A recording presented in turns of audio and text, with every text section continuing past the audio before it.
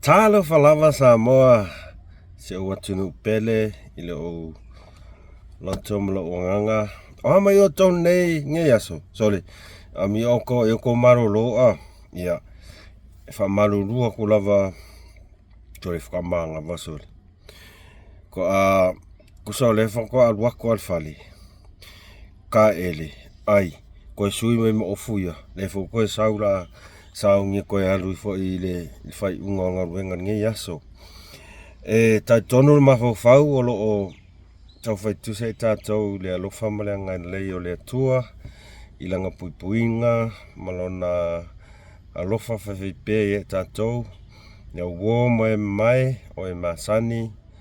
ia ma lo lava soifua ma lo langi ma o me o kongias sorry keilo kalma liengi ia o uso kangare la le i kai au ngarwenga e fai akula fusiwa ma fai akula fusiwa o song fo uma e fai ma ko sempre le o o ke la kula mala fusiwa soli e se sempre le o nga cancel sempre o nga o le mal losio o ki munga ma pa fai ki kai au le ala ke fia kama mafa ko mala fusiwa soli ke bak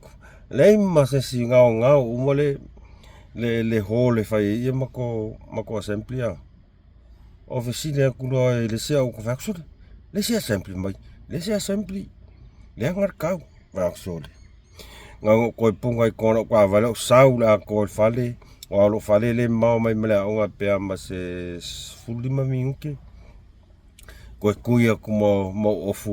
ofanga le ko lengi fa pe ko ofale onga o ko ya o la fia kam mafa ko malanga ala mengo manga oi ngola ko e fa pe ma ngai ala le song fuangi fai fa le sa video i kong le sample mako onga ia ma fa kama sio ko i marka malo malanga fusiwa ala mal fe ia o tatono lo manuita to le lo famalanga le o le tua o a foi mena tupu le tato fainga malanga ile nei aso ia tato tu me le tua ile na e so mai le nganga o le tua ti tato e le afo ile fe au le te mana o e to ta watu e winga ile mele sa o fa so tua ya nafi langa pe ko fa ya la ko nga message mai ke o la Facebook e winga ila ko YouTube channel fe mai soli Mussolini o ma ko le wo kai fixe lau ia subscribers val se lau rua se lau kol se lau ai ko kikia kusa ia le fainga o ka ko video sa talo fai ia o le lo pole ala lau talia i nai yusom tu va fine sa meli mai kua ia paula tala sa ave iai o ve e fainga ta telena fai sa tala taimini ona o ele ho se YouTube reviews ai pauala u faukuanga ia o sa e ko peo video au ko suia se ai ko fai pengi se videos se yo ile afe ia subscribers ia pe pasi ava pe afe subscribers ai fa afe ai o more than 4,000 watch hours ia ngai apalai lola ia pe fa pe kalia afa pe le kalia ia ngai kangolola ia e fai mele lo fai akua e create your videos e delete uma videos nga ngai ke e lo maso salonga o ma fuai le afu le kadianga o o lau monetizing ai Paul me mau ki ngolo ke kango lewo kango ka usa o kwa le kai mingi all subscribers ele mfai nga afa pe kango delete videos ele mafai ko sui ia subscribers ele fa pe reduce ai lewo mo ki ngo sa o ngei o kango ko siaki ia watch hours o lau fa kupula ia ele o alu ilalo longa winga o a kongu te o sai pe po o le fai ungo ngiva yaso ngo ko va ailia e me ka o valid watch hours e me ka o valid watch hours ya nga ko reapply lo la ya ai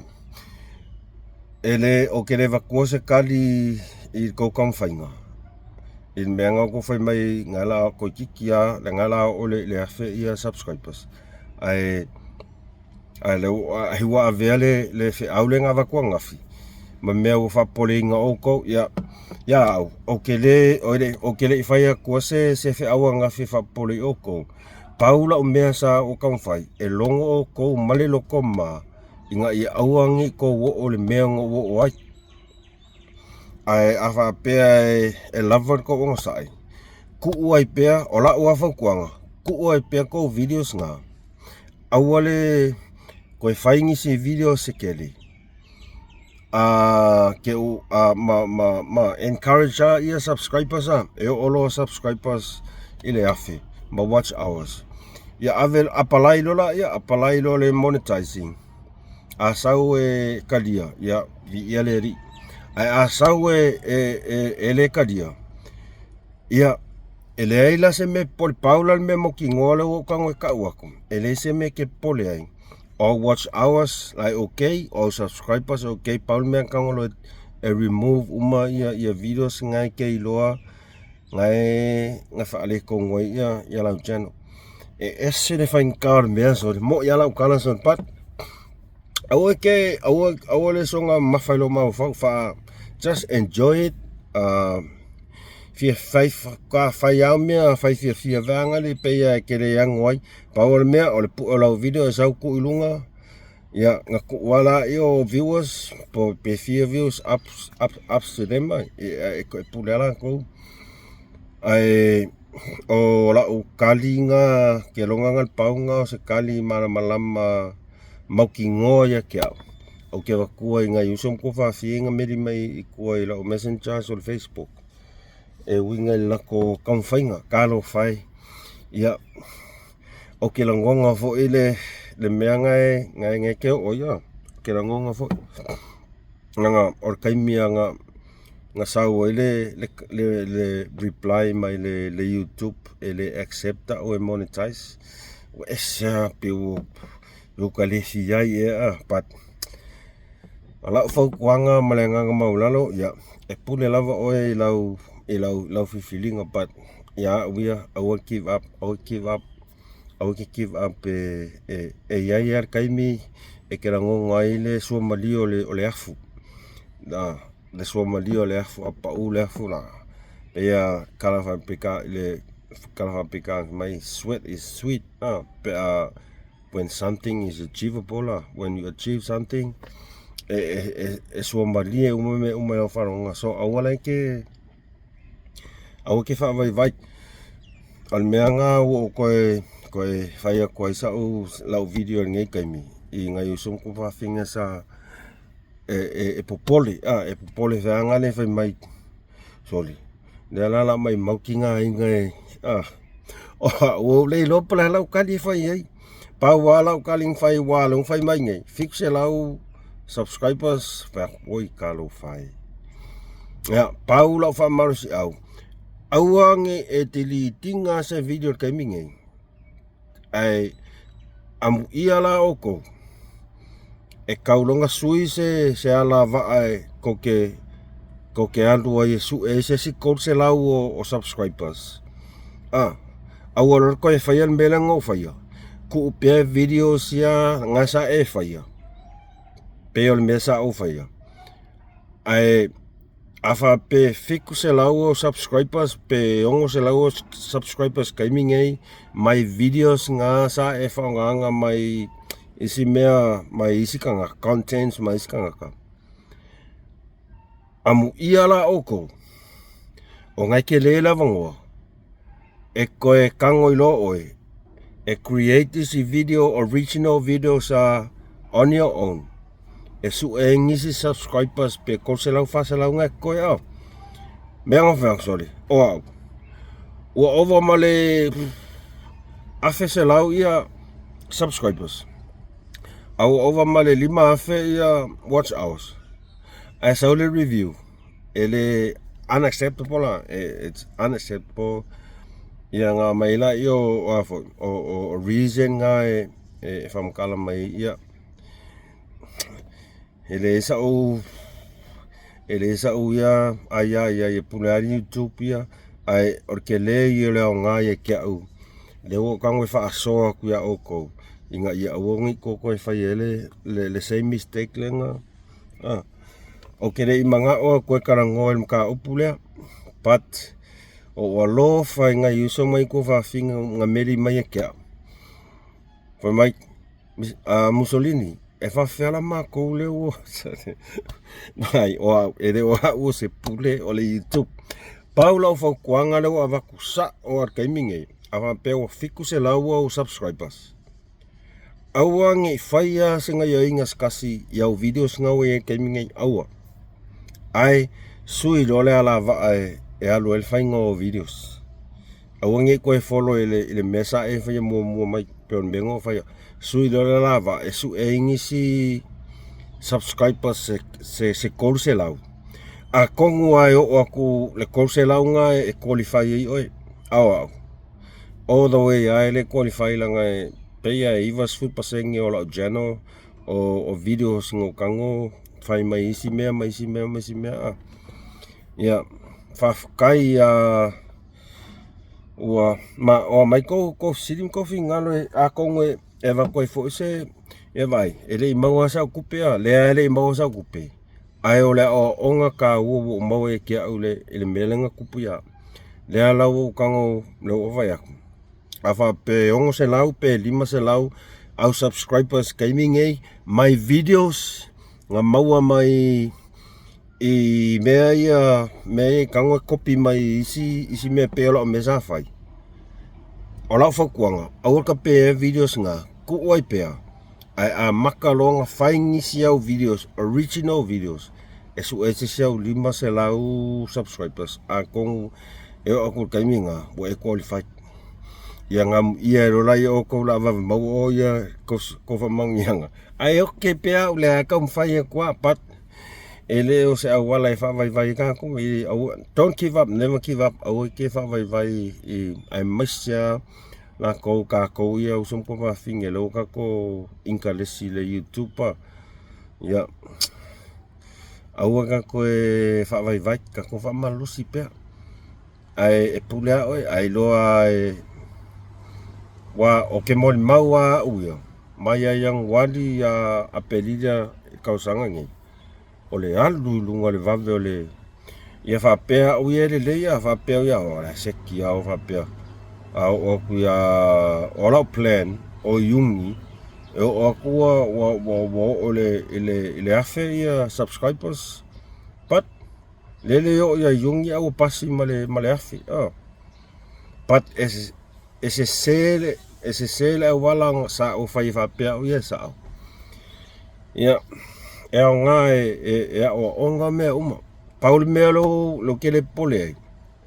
ele fa peo afia ia subscribers ele fa peo le wo mokingo ele afia ia watch hours mo ia ele afia watch hours ai paul me lo fa kali ke ua se fa kali le fa unga versungi so va ai pe fia valid watch hours out of the total of my watch hours pe o fiku afe pe valu afe watch hours ai se o fa kali pe monsai pe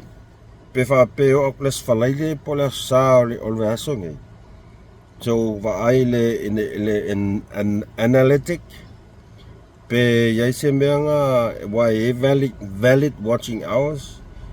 ya pole ali kali mai ya as expected pe ala kalang fa ko ngaf ye as expected power me o me fi fa ka ye o kelele o nga wo ulo o role o nga ya fo ya au nge fa vai ai fa malo si pe a fai e lua se lau au subscribers lau e gaming ai fa pe o subscribers nga mo mai videos sa e fai mai isi mea pe ala mesa fai ya au ke pole ku ai pe ai ala fa kwanga au ko fai ku ai pe o video ngai ko la channel fai mai le YouTube o videos e okay uma pat ele kalia la ko review because it contains my easy creators contains my easy creators ya ku ai pe a makalonga e kang am ia o ko o lo mo la vango e fo o ke fa ku ai inga ia ke o ese o ko fa kai ka il mesa o fa ia am yo ko lo ka ngoi va velongo aku ai ngo kere manga o ko karango am ka opule paua yo nga yusum ko va singa meri mai angale la ka yo wa ku wai ngo meli aku flanga ku wai ngo wala ai o sunga renga le fa ko malo lo mai o sau o mo ka ene lo fa fa yo ofu sau ngi ko ngo renga ku se umma lo la live ya ko ya fo la ile ya fo e ngal renga le ko sumi nguke ya wal vola ia wa e mak ko le nginga le fai ma mela o ngai fai ro sa ko pe ko ile e kalia ko ngai yusum ko fa fin ke fa pe po la mbe wole kali mai o kere e reply ko se si o ko onga e fo e fain kang fa ko sa kala type fanga ele ako ko ile menga ha pe on sa ia se mo se va ngoi so la ia fam kala ku ai ya paunga se afo pe o se mka o ka wanga o ko la nga ko e winga i lau channel inga ia ko ka ko va aim kang ia ile awal ko kan fai nga foi maka ko kan fai fa kasi ai aro va kasi ka ko foi se e valika ko va ai luma o se e ko ya paunga o se karangoa ku ngai ku la ko fam e maka upungo mga o karangoa ko au ke lo le la vor kai a kong se uma me korenga yango ko karangoa ku la em ka upulanga e ese mai in mele ka karangoa ese ka e mali e ka karangoa ka ko fa so o e kasi pe lalo 5 minuto ke ka ko fa so lavanga ele sa ngai umiai ia mawale ngo fe au ko kaliem ko karango e fa so ale lei le ai ale lei okay ale ai ya mas ko fo kwang ai ngat paungal me o mga ko fa so ko na lela sa ngi ke ko ya le ngai sa ngi makuling ai o te taloa uele li ya nga ya la fatuanga momentu putea ya nga ya tato umala va usum to fa fino da tato faile ile e tong fai e create ka ko YouTube channel awe ke makamuli yo pe yang fa ko nga o ka piko sildinga makamuli la lo lange pat e sia ulangonga pe wa mai le confidence o karangoa ko infa so a kongo nga ia fa style li ale ai ia ai o el wakwa fo kwanga maloko ma pe al melo fa ko au ngi fa yer mele ngo ka ngoi anga wa o se ska ka kere ka ke ngo ka o ke au ko pa pe se ko wa o ko fai pat nga kupuro ke au apea o kangolo e longo ia ngai usum ko fa fingi sa mo whoever e fai la ko Facebook ya wang la ko YouTube ya ngi ko mangu afa pe fo ya ngi ko ngi fai al melengo mistake ya viere li o mai longa nga fa so kwai o kaloa ia karsia ia o ngā mo kako ai mai se vo o tō ro tam whai tato channels YouTube o lau toi ta talo malanganga mo ralo malanganga whao ralo aua eke whaavai. Never give up. Never give up hope. There is always hope. Pe awha pe karikongu ma ta tonu lava oi te oi. Pe ola u talana i le nei tu la tau malingi mai timua se kau kop pe koe i kore e la maka kore inga pe ala kuai kau kop pe kwa ka ko kala melea o no lo fai nei o so mani to fa fin sa mi me chau tua ai faf tight te lava sa moa so ai nga pele so tinu pele misia lava to o te lona o sa mo tono o Malaysia ai you know o elangona le mafana o lo tangata i le taimi na whai lewa makanga whai lau YouTube pe alo ke Samoa, you know, I'm talking to my people, my brothers and sisters, ka whasoa ai. A kelo kai mio kere karang wha Samoa ki ngā kaupang pangule ngango seka singei au onga vai, ia ai oso ale mea ere whasa ia wai toke makamuri lo. Le sembe mo ai le fo sembe mo ma le masfile mo ai famole subscribe kako channel like share kako channel easy a wo mau ainga whoever la ko faila ko channel ne share kwai like subscribe ya kako ngai ali kako evang pe ya ko ke vai sa mo kusal mele ya ro ke ngo fo Malaysia o karangoa ko lo ya o ko ilunga le video fa pe ala ke la ke ngo fa mo e fa pe nga fo ka ngo fa kai e ka ngo le pusa video fa pe karango so e sa pe ka le lo fa sa mo ya o ke fa malu lu ko pa ye mal mor ka ko walu le ti mar nga mar ka pe wa ya full fit ka sanga without Samoans in Malaysia wa esa ele le fo sa English ai ka fa ya o we ka ka sa o le le sa ngi sia ka fa ya mele wo le ngi si le mal va sa mo ya usal mele la fa pa po ngi king no mal pe ai fa tai lava le to fa fo mai fa tai to mai mo mai o te talo ya nga mo la to mai se la va usum to fa fine sa mele mai tua e so soania tu la to ia pau lava na o se fautuanga mas tu ala o ke le fai ko se kala pure lava le YouTube ia la ko review e fai ai paula u faukuanga mo kingoa lo fai aku au nge tili tinga se si nge au videos nga wa ia gaming ai o sa ia se yo o le afe ia subscribers ma o fo le fa fe subscribers ia nga averola ie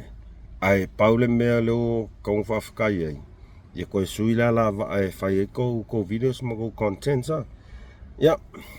se ule lea kul makoa ongolanga pea re lau puai. Ai, whamanatu atu subscribe ka ko channel, alofa te lea tu mo o tau Samoa. Mai a Mussolini, valpenga ma ngeli nei Malaysia. Wha saifua.